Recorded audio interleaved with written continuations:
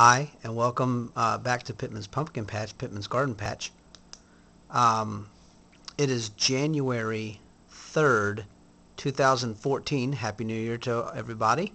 Hope everybody had a Merry Christmas and again, a Happy New Year. Um, well, just to kind of a little small update, I went out into my garage where, if you watched any of my past videos, I've been kind of experimenting with growing things in the garage under a big grow light that produces a lot of heat. They have grow lights out there that are called high output lights, and then they have VHO, very high output grow lights. And of course, I have a VHO grow light which produces a lot of light and a lot of heat. So I was experimenting with it out in the garage, which is very cold, of course, during the winter time. And I figured, well, let me see if I can grow some tomatoes and peppers and things like that and see what I get, just to see. And, well, let me quickly show you.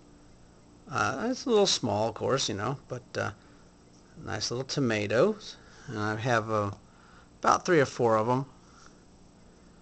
These are beefsteaks, but they're very tiny, of course, because, it's not super hot out there, to produce a lot of big tomatoes and things like that. So, but, these little tomatoes do just fine, to add a little bit to an omelet or just to bite on like it was a plum or something, a good-sized plum, only it's tomato, and it's very delicious. I mean, again, fresh tomato off the vine. You can't beat it, right? So hey, I'm happy. Back to this. This is one of my strawberry plants. Um, and you guessed it, and look at there, a flower, right? And so, generally you would pick these off, the flowers off their first time around, and you would let it grow a season, picking off the flowers in its first year, and let it grow the next year, and you get a better harvest. Well, and that's all good and fine, but, I don't have the time and patience to, do all that kind of stuff. I rent the place. So, when my strawberries grow the first year, I had a pretty good harvest last year, as you've seen in my last year's videos. And so here we are, January 3rd, and I have a strawberry flower that's blooming. And just for the fun of it, not that I'm expecting this thing to grow into a strawberry, and if it did, it probably wouldn't be much. Just not, a whole lot it could do. But I went and tried to hand pollinate it. These are self-pollinating, but I figured I'd give it a little assistance. So what I did was I took my electric toothbrush, and I, of course, and I turned it on and everything, and I put it right behind the stem. Just came right behind the stem of it and everything, and let it vibrate and shake all the male and female parts that are in the flower there, so that it loosens up the pollen and everything like that, and hopefully will self-pollinate. This works great for tomatoes. I've tried it, and I have had pretty good success with that, getting more of my tomatoes to pollinate. So, we'll see what happens, and I don't expect it to really do anything, but I thought it was kind of cool. Last year when I had strawberry plants outside, I'm not sure if I took videos of this or not, but we had a little bit of snow last year, right about this time, and I had flowers. Some of my strawberry plants out there were producing flowers in the middle of a small snowstorm, and I just thought that was the most amazing thing, because that was my first time ever seeing strawberry plants, producing flowers, and then on top of that to be producing them in the winter time in a snowstorm, a small snowstorm. And I just thought that was the coolest thing, because you know how it is. When you discover something or do something for the very first time, it has that big wow effect. It's like, wow. So, that's how it was for me. This was the first time I've ever seen strawberry flowers blooming up close, and to do it in the wintertime, it was just, very awesome. Now, one thing, you notice how the middle of the flower, where the fruit is, the yellow part there, that is, of course, the fruit, but you notice how it's nice and yellow, okay? Now, if you were to get a frost, okay, if I were to put this outside and this cold, bone-chilling temperature we got outside right now, um, that would turn black. That yellow fruit would be black, and that's how you know that your fruit has been frostbitten. Basically, if you want to look at it that way, frost damage. When the yellow fruit is black, that means you had a good frost that killed it. So it's not going to produce. You must as well snip it off. But this has been in my garage, and it's, the grow light keeps it, roughly around 55 degrees or so, 60 degrees, depending upon what the outside temperature is. The colder the outside it is, the cooler it's going to be in the garage, of course. So that's just kind of cool thing. Let me show you my peppers. I think I may have hacked my peppers maybe a little bit too much, my pruning. But, oh, where did you go? Oh, there you are. Sorry. Let me move that leaf out of the way. I may have to put on a little light here to, let's see. There, well, I'm not sure that's going to work, so let me just see if I can get underneath it and maybe move some leaves. That doesn't seem to be working very well. Oh, wait a minute, I think I found a good angle. You can see, that's better. Jeez Louise. I guess I should take some for video classes or something. You see those two white flowers there blooming on my pepper plant? Let me tip the plant up a little bit. And you can hopefully see inside. Okay. There is the fruit up in there. And I, of course, went in there with, my finger and kind of moved things around. And I even put the electric toothbrush on the back of it just to see. Now, I went back earlier on and pruned this back because it wanted to flower a long time ago, and it started to, and I didn't want it to do that because, I wanted it to get a stronger root system. I wanted to spend more of its time getting a stronger root system and a healthier stem so it could support heavier fruit later on. And this has gotten pretty nice and woody here, Unfortunately, I must have trimmed it back just a little too much, pruned it back a little too much, and because it really has not taken off, like it did the first time I snipped it. First time I pruned it, it took off within like 2 or 3 days. You saw growth growing pretty rapidly back on the little nodes part of the plants, that's where I wanted to see that growth. So it really doesn't look like it's a healthy plant, leaf-wise, foliage-wise. But there's a lot of buds on there, and it's, 2 blossoms have opened up. And I think it's got enough leaves to support, growing, to support the growing fruit. So we'll see what happens. Now, over on this, my other, these are California Wonder bell peppers, by the way.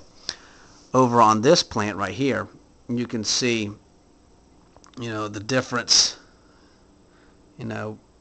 Didn't really kind of come back versus this has done a better job.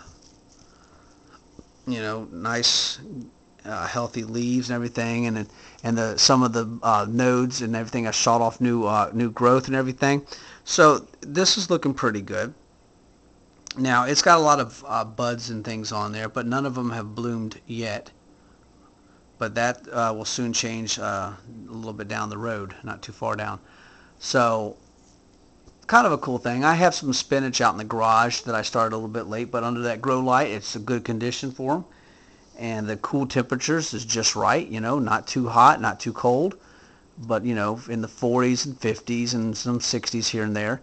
And it's done pretty good. And sometimes I just go out there and grab a spinach leaf off and just put it right in my mouth and chomp, chomp, chew. There you go, got some good vitamins, nutrition right away. And so, just a quick little video on that, and I just wanted to show you what's been going on a little bit, everything. I've, probably like many of you, I have been having the urge to do some seed shopping in the catalogs that have come in, and then the online ones, and I've been shopping and comparing prices and everything, and, putting things in my wish list, and just wanting to, start growing. So having, a grow light and everything out in the garage, a good heavy duty one, can can kind of take some of that edge off. When we gardeners get a little antsy, we're like, all right, hurry up, get the winter over with. Let's start growing, get into that springtime. Let's go, go, go. Lots of things to do. I want to start doing it. So having a good grow light that produces a lot of heat and a lot of light, can really, allow you to do some gardening during the off season. So it's not exactly an off season anymore, So that's kind of cool. But I would, in the future, dedicate one of the bedrooms to a grow room, turn it into a grow room. But right now, there's just, I have, my kids are still here at the house and everything, and like I said, we just rent. So I don't have a spare room that's inside the house where the warmer temperatures were right around 70, 72 degrees, I would really make these pepper plants take off. These have been out in the garage where it's been pretty cool. So, what I'm going to do is I'm going to try to keep these pepper plants inside the house and see if that doesn't help them take off more, just to see if this little scrawny one here that I think I probably hacked back a little too much, see if the extra warm temperature doesn't, kind of help it out a little bit. So, much like we gardeners, all the rest of you gardeners out there, I'm getting antsy for getting seeds and growing things. I've been doing a lot of research on various products, on my ongoing battle against the trifecta of bugs that attack the cucurbits family, whether it's squash or zucchinis or pumpkins or cucumbers or watermelons, things like that. It's, the trifecta of bugs. You probably know what they are, especially if you live east of the Rocky Mountains. It's the squash vine borer, the squash bugs. Some people confuse them with stink bugs, but they're two separate bugs. And the cucumber beetle. I had all three of them. I saw all three of them last year. And so, I've done things from row covers to, different other things. So the row covering is effective when your plants are small, but you know how I like to grow pumpkins. So when, the row covers is good for a while, but when the plants start pushing up and pushing off your row covers and everything, and allowing the gaps to form in there, and that allows those squash vine borers to slip underneath and do their little dirty deed, laying their eggs. So one of the products that I'm going to be using this year is called Azasol, A-Z-A-S-O-L, A-Z-A-S-O-L. Check it out. It is I've used neem oils, and if I were to ever use neem oils again, which I probably will, I would use 100% neem oil. No, I wouldn't go for that safer brand out there that's like 70% neem oil, and 30% something else. With all the, I would go strictly 100% neem oil. I think it's is better. It does a little bit better control of certain bugs than the 70%. But even then, I'm going to go with the Azasol, which also comes from a neem tree, just like the neem oil does. But the Azasol, A-Z-A-S-O-L, is not a oil product, so you do not have to worry about, you better, because with neem oil or any kind of oil product, you have to put it on during the later evening hours. Don't put it on in the early morning hours, because the sun's going to come out and it's going to hit your plants and it's going to roast them. It happened to me. Even if the label says put it on in the morning time, it's okay. Early morning, you're fine. No, don't do it. Only do it in the evening time. That way you have overnight hours for that oil-based product to dry on your leaves. And that way you won't ever have to worry about your plants getting sunburned and dying from it. Trust me, I've learned that lesson. And so anyways, the Azasol is a powder form. It comes from a neem tree, but it supposedly is more effective than neem oil, because the active ingredient, and I don't ask me what it is, because I can't think of it off the top of my head, and I probably wouldn't be able to pronounce it anyways.